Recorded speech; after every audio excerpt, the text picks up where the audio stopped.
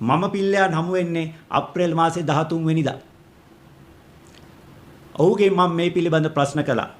පාස්කු ප්‍රහාරයේ පිළිබඳ ඔහු කිසිම වචනයක් කතා කරලා නැහැ කියන එක අප්‍රේල් 13 වෙනිදා ඔහු හමුණු පුද්ගලයෙක් විදිහට මම ඊටාම වක්කීමෙන් ප්‍රකාශ කරනවා. මම කල්පනා කරන විදිහට මට හිතෙන විදිහට ඇත්තටම ගම්මන්පිල හිට മന്ത്രിතුමා ඇමතුමා දුන්න පණිවිඩයක් මේ ජාලයට සම්බන්ධ ඒ කියන්නේ සමස්තය නොදැන වුණත් ජාලේ තැන් තැන් වල ඉන්න අයට මොකද්ද පිල්ලයන් පාස්කු ප්‍රහාර ගැන මොකුත් කියලා නැහැ.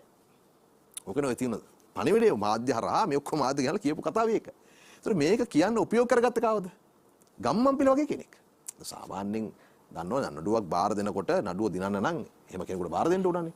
සාහිත්‍ය එක සාමාන්‍ය නීති ශාස්ත්‍රයේ මම හිතන්නේ ප්‍රැක්ටිස් එකකුත් තියෙනවා මේ සේවාදායකයා සහ නීතිඥයා අතර ඇති වෙන කතා බහ මුළුමනින්ම එහෙම මාධ්‍ය වලට කියනවාද කියලා ප්‍රශ්නකුත් තියෙනවා.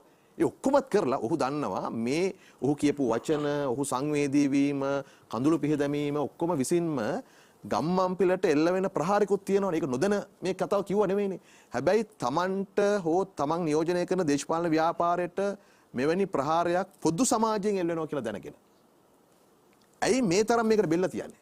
ඒ කියන්නේ දැන් මේ පරීක්ෂණ ක්‍රියාවලිය යම් ඉලක්කයක් එල්ලයක් කරා නිවැරදිව දියත් වෙන්න පටන්ගෙන තිබෙනවයි කියන එක ගැන අදාළ පාර්ශ්ව වලට පණිවිඩයක් ලැබිලා තියෙනවනේ.